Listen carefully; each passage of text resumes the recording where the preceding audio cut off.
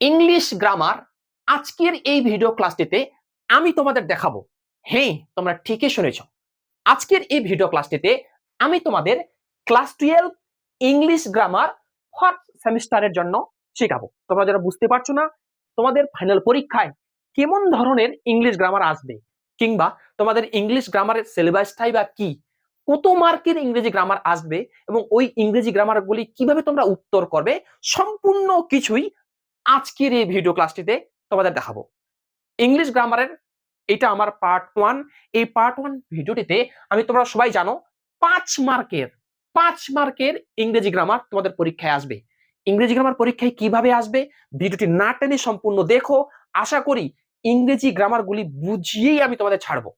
ওকে, আচ্ছা দেখো, আমি তোমাদের লিখে দিয়েছি class 12 English grammar first semester 2026। তোমরা দেখতে পাচ্ছ। দেখো, তোমাদের 5 মার্কের ইংরেজি গ্রামার কিভাবে আসবে।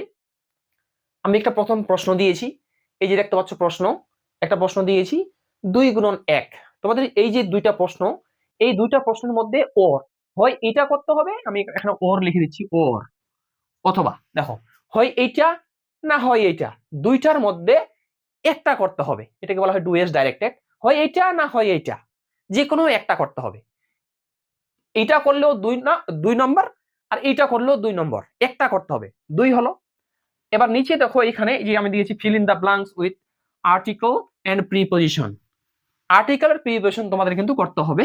এটাতে কিন্তু 3 মার্ক, দেখতে পাচ্ছ এই যে লেখা আছে 1 গুণন 3, 3 মার্ক।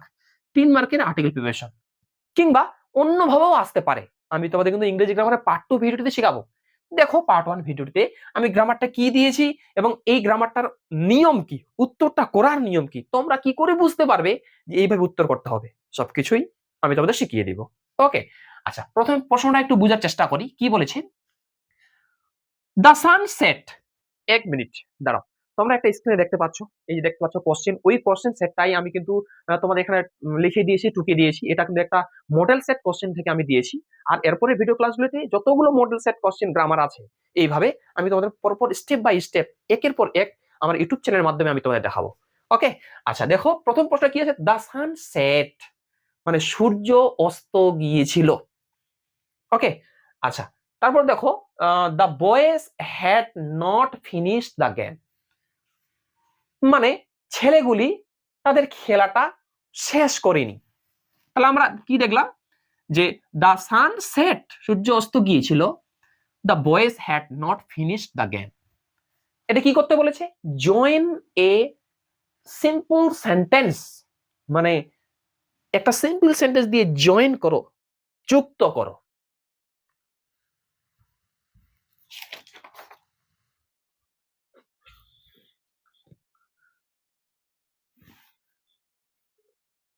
তাহলে এবার উত্তরটা কিভাবে করতে হবে, দেখো দ্য সান সেট, সেট মানে SET, দ্য সান সেট সূর্য অস্ত গিয়েছিল, ছেলেগুলি তাদের খেলা শেষ করেনি।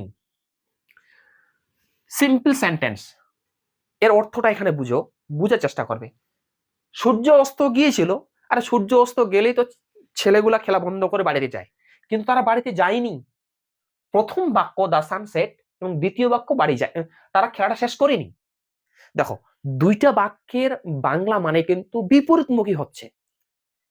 সূর্য অস্ত গেলে ছেলে তাদের খেলা শেষ করে দিত, কিন্তু এখানে বলছে দেয়নি, তাহলে বিপরীত হচ্ছে। যদি এরকম সিম্পল সেন্টেন্স করতে বলে এবং মানেটা বা অর্থটা, এই বাক্য দুটার অর্থটা যদি বিপরীতমুখী হয়, তাহলে সেই ক্ষেত্রে আমাদের উত্তরটাতে আনতে হবে in spite of. In spite of, in spite of মানে হওয়া সত্ত্বেও, সত্ত্বেও, হওয়া সত্ত্বেও। তাহলে আমরা উত্তরটা কি লিখবো, in spite of setting the sun, in spite of setting the sun মানে সূর্য অস্ত যাওয়া সত্ত্বেও, মানেটা হয়ে গেল। 2 নম্বর বাক্যটা আমি হুবহু লিখে দিব, ছেলেগুলি তাদের খেলা শেষ করেনি। the boys had not, দেখো 2 নম্বর বাক্য কি লেখা আছে এখানে, দেখো এটা লক্ষ্য করো, আমি ওইটাই লিখছি, হ্যাড নট ফিনিশড, এখানে লিখছি আমি দ্য গেম। ওকে, যদি মানেটা বিপরীতমুখী বোঝায় তাহলে কিন্তু এইভাবে লিখতে হবে, ইন স্পাইট অফ আনতে হবে। এই নিয়মটা কিন্তু মনে রাখবে, কারণ এরপরে ভিডিও ক্লাসগুলিতে এই নিয়ম আমি আর শেখাবো না, অন্য নিয়ম শেখাবো। তারপর দেখো 2 নাম্বারটা কি বলছে, as soon as the thief, এটা হবে so, S A W, as soon as the thief saw the policeman he ran away। মানে যখনই, as soon as মানে যখনই, the thief মানে চোরটি, সো মানে দেখলো, the policeman পুলিশম্যানকে যখন দেখলো, he ran away সে দৌড়ে চলে গেল। এখানে একটা কমা আছে, এটা কি কি করতে বলছে, স্প্লিট, স্প্লিট মানে আলাদা করো, আলাদা করো, ইনটু সিম্পল সেন্টেন্স, সিম্পল সেন্টেন্সে আলাদা করো। মনে রাখবে আমি নিয়মটা কি তোমাদের শেখাচ্ছি, যদি কোনো গ্রামারে প্রথমে as soon as থাকে এবং ওইটাকে যদি স্প্লিট করতে বলে তাহলে তোমরা as soon as কথাটা লিখবে না। যেমন এখানে আছে as soon as, এই যে এই অংশটা, তারপরে যেটা আছে আমি ওইটা লিখবো, as soon as টা শুধু লিখবো না। দা থিপ আমি লিখছি, দেখো দা থিপ,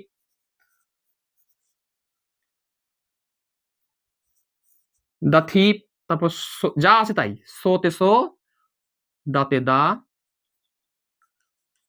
পুলিশম্যান তো পুলিশম্যান আছে না, এই যে দেখো এখানে একটা কমা থাকবে, কিন্তু এই কমাটা তুলে দিয়ে একটা ফুল স্টপ দিতে হবে। Okay, the thief so the policeman. Okay, এবার ফুল স্টপ দেওয়ার পর তারপর আমরা ব্যবহার করবো কি দেন।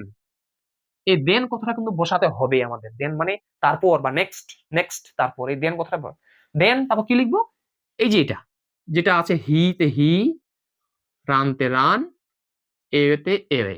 দেখো the thief so the policeman, চটটি পুলিশম্যানকে দেখলো, দেন মানে তারপর হি রান এওয়েন সে দূরে চলে গেল। বুঝতে পারছো?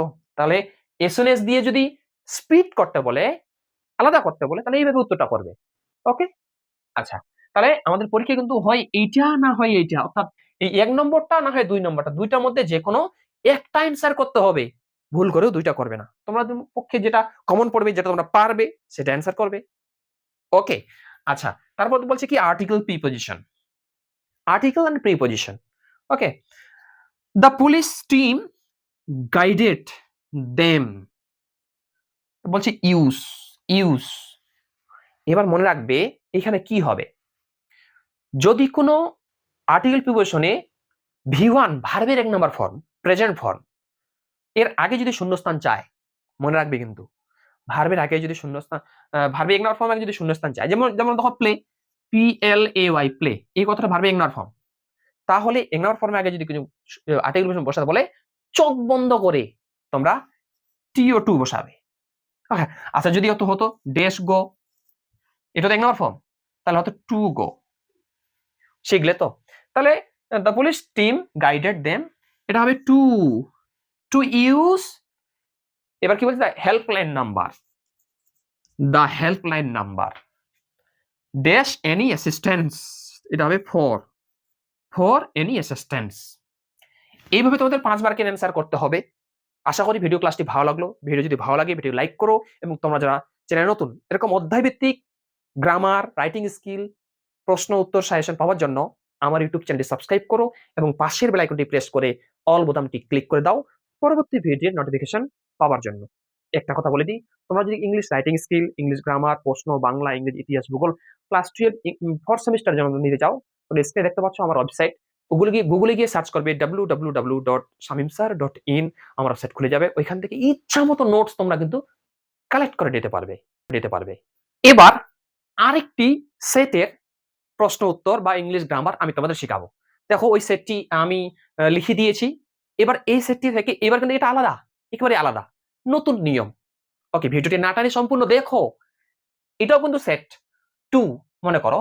তো এখান থেকে 2টা গ্রামার দিয়েছি, এই 2টা গ্রামার কিভাবে থাকবে এই জিনিসটা এখন ভালো করে বুঝে নাও। এখানে 2 মার্ক, এখান এটা 2 মার্ক, এটা 2 মার্ক, আর এটা করতে পারলেই কিন্তু 3 মার্ক, 5 মার্কের। আচ্ছা, আমি তোমাদের টোটালটাই শিখিয়ে দিচ্ছি, হ্যাঁ, কিভাবে থাকবে। এটাও কিন্তু নতুন সেট। প্রথমে বলছে they were very anxious, they were very anxious about her comfort, তারা খুব এনাক্সিয়াস, দে ওয়ার, তারা ভেরি এনাক্সিয়াস, খুব চিন্তিত ছিল, এবাউট হার কমফর্ট, তার সুখ স্বাচ্ছন্দ্য নিয়ে তারা খুব চিন্তিত ছিল। দ্য উমেন গ্যাপ, মহিলাটি দিয়েছিল দ্য গার্ল, মেয়েটিকে ডিটেল ইনস্ট্রাকশন, সম্পূর্ণ ইনস্ট্রাকশন, নির্দেশগুলি দিয়েছিল। তো চিন্তিত ছিল, এই বাক্যটাতে চিন্তিত ছিল, মহিলাটি মেয়েটাকে ইনস্ট্রাকশন দিয়েছিল। দেখো, জয়েন ইনটু কমপ্লেক্স সেন্টেন্স, এটা কমপ্লেক্স সেন্টেন্সে করতে হবে। যদি পরীক্ষায় তোমাদের কমপ্লেক্স সেন্টেন্স দিয়ে জয়েনিং করতে বলে, চোখ বন্ধ করে মনে করবে, আগেই কিন্তু মনে করবে। কমপ্লেক্স সেন্টেন্স করার, সেন্টেন্স দিয়ে জয়েনিং করার অনেকগুলো নিয়ম আছে, আমি আমার চ্যানেলের মাধ্যমে তোমাদের দেখিয়েছি, ওই লিঙ্কটা ডেসক্রিপশন বক্সে দিয়ে দেবো, সেখান থেকে দেখে নিবে। ওকে, তার মধ্যে আমি বলে দিই, কমপ্লেক্স সেন্টেন্স দিয়ে জয়েনিং আসলে তোমাদের কিন্তু তোমরা চোখ বন্ধ করে মনে করবে যে কমপ্লেক্স সেন্টেন্স দিয়ে জয়েনিং করতে বলেছে, মানে আমরা বিকজ ব্যবহার করব, বিকজ ব্যবহার করব। বিকজ মানে তো কারণ। দেখো, একটা কারণ বাক্য, একটা ফলাফল বাক্য। যেমন দেখো, দে ওয়ার ভেরি এনাক্সিয়াস, তারা খুব চিন্তিত ছিল, এবাউট হার কমফোর্ট, তার সুখ স্বাচ্ছন্দ্য নিয়ে তারা খুব চিন্তিত ছিল। চিন্তিত ছিল, এটা কারণ, তাই না? কারণ হচ্ছে না, এটা তারা খুব চিন্তিত ছিল। The women gave the girl detail instruction, মহিলাটি মেয়েটিকে সম্পূর্ণ ইনস্ট্রাকশন দিয়ে দিল, এটা কিন্তু ফলাফল। চিন্তিত ছিল, ওই কারণে ইনস্ট্রাকশন দিয়ে দিল, ওই কারণে কোনো নির্দেশ ইনস্ট্রাকশন দিয়ে দিল, তাহলে এটা কারণ বাক্য, এটা ফলাফল বাক্য। কথা কি বুঝতে পারছো? এটা কিন্তু কমপ্লেক্স সেন্টেন্স দিয়ে যদি করতে বলে তবে কিন্তু, সিম্পল সেন্টেন্স দিয়ে করতে বললে কিন্তু হবে না, কম্পাউন্ড সেন্টেন্স দিয়ে করতে বললে কিন্তু হবে না। তাহলে প্রথম বাক্যটা আমি এই যে আন্ডারলাইন করে দিলাম, এই যে আন্ডারলাইন, এটা কিন্তু কারণ বাক্য, আর তারপরে যে বাক্যটা আছে এটা কিন্তু ফলাফল বাক্য। আমরা যদি উত্তরটা বিকজ দিয়ে করতে চাই তাহলে কিন্তু আগে আমাদের ফলাফল বাক্যটা লিখতে হবে। ওকে, ফলাফল বাক্যটা কি আছে দেখো, the women gave the girl detailed instructions। দেখো, আমি কি লিখলাম, দ্বিতীয় ফলাফল বাক্যটা আগে লিখে দিলাম, the woman gave the girl detailed instructions because, because মানে কারণ, বিকজটা বসিয়ে দিলাম, তারপরে কিন্তু এই কারণ বাক্যটা লিখতে হবে এখানে। বিকজ কি বলছে, দে ওয়ার, এখানে লিখছি আমি, কারণ দে ওয়ার ভেরি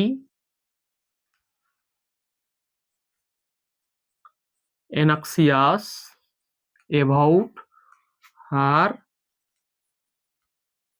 comfort। দেখো কিভাবে আমি উত্তরটা করে দিয়েছি, জাস্ট আমি শুধু একটা লিঙ্কার বিকজ ব্যবহার করেছি, আগে ফলাফল বাক্য, তারপর বিকজ, তারপর লেখা কারণ বাক্য। এইভাবে তোমার যদি কমপ্লেক্স সেন্টেন্স দিয়ে জয়েনিং করতে বলে এবং একটা কারণ বাক্য, একটা ফলাফল বাক্য বোঝায়, তবেই কিন্তু এই উত্তরটা করতে হবে। আশা করে বুঝাতে পারলাম, তাই না? আচ্ছা, তারপর দেখো কি বলছে, আই বট এ রেইনকোট, আমি একটি রেইনকোট কিনেছিলাম, which was not necessary, যেটা আমার কোনো প্রয়োজন ছিল না। Split into simple sentence, split মানে আলাদা করো, স্প্লিট মানে আলাদা করো। ওটাতে কি ছিল, এস সুন এস, আমি এস সুন এসটা লিখতে নিষেধ করলাম, আর বলেছিলাম কোমাটা তুলে দিয়ে ফুল স্টপ দিতে হবে এবং দেন লিখতে হবে। কিন্তু এখানে মাঝখানে দেখো হুইচ আছে, হুইচ, মনে রাখবে কিন্তু এরকম কোন বাক্যের মাঝখানে যদি হু, হুইচ এগুলা থাকে তাহলে সেটা লিখতে হয় না, সেটার পরিবর্তে ফুল স্টপ দিতে হবে। এবং আরো নিয়ম আছে, তাহলে আমি একটু বুঝাই দিই বোর্ড থেকে। কি বলছে, আইতে আই লিখলাম, বোটতে বোট লিখলাম, এতে এ লিখলাম, রেইনকোটতে রেইনকোট লিখলাম, কেন হুইচ আছে, হুইচটার পরিবর্তে ফুল স্টপ দিলাম। এবার হুইচটার পরিবর্তে, আমি হুইচটার জন্য আগে ফুল স্টপ দিলাম, তবে হুইচটার পরিবর্তে লিখতে হয় ইট। মনে রাখবে কিন্তু, হুইচ তুলে দিয়ে লিখতে হয় ইট, আর হু থাকলে হু তুলে দিয়ে লিখতে হয় হি বা সি। ছেলেকে বোঝালে হি, মেয়েকে বোঝালে সি, এখানে লিখতে হবে ফুল স্টপ। ওকে, আচ্ছা, ইট লিখলাম, তারপর যা আছে তাই, ওয়াজতে ওয়াজ, নটতে নট, নেসেসারিতে নেসেসারি, ব্যাস হয়ে গেল।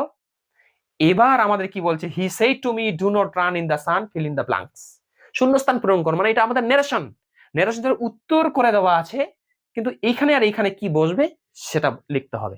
তা আমরা জানি ডু নট দিয়ে ইনভাইটেড কমা, এইটা ইনভাইটেড কমার মধ্যে, হ্যাঁ, যদি ডু নট দিয়ে ন্যারেশন পরীক্ষায় আসে তাহলে ডু নটটার পরিবর্তে এই ডু নটটার জন্য যদি আসে তাহলে ডু নটটা থাকলে এই সেট টু এর পরিবর্তে লিখতে হয় ফরম্যাট। ফরম্যাট ন্যারেশনটা কিন্তু ডু নট দিয়ে, কিন্তু আমরা সেট টু এর পরিবর্তে ফরম্যাট লিখবো। তাহলে হিতে হি লিখলাম, সেট টু এর পরিবর্তে ফরম্যাট ফরম্যাট লিখলাম। তারপর মিতে মি লেখা আছে, এবার ই ইনভার্ট কমা তুলে দিয়ে টু, ডু নটটা লিখতে হয় না, এই রান। ডু নট কিন্তু ডু নটের কাজ করতে হয় না, ওকে, এই যে রান, রানতে রান লিখলাম, ইনতে ইন, দাতে দা, সাতে সান, সানতে সান। দেখো এই ভিডিও ক্লাসটিতে ক্লাস 12 ইংলিশ গ্রামার ফোর্থ সেমিস্টারের জন্য আমি 2টি মডেল সেট কোশ্চেন দেখালাম। কেমন লাগলো ভিডিওটি অবশ্যই কমেন্টে লিখে জানাবে, এবং তোমরা পরবর্তীতে কোন কোন টপিকের উপর ভিডিও ক্লাস চাচ্ছ, এবং ইংলিশ গ্রামারের যে আজকের পার্ট 1, ইংলিশ গ্রামারের পার্ট 2 ভিডিও ক্লাসটি পার্ট 2 তে তোমরা যদি কেউ চাও অবশ্যই কমেন্টে লিখে জানাবে। আমি ইংলিশ গ্রামারের পার্ট 2 ভিডিও আমার ইউটিউব চ্যানেলের মাধ্যমে আমি তোমাদের নিয়ে আসবো এবং দেখাবো। Thanks for watching. দেখা হচ্ছে পরের ভিডিও ক্লাসটিতে।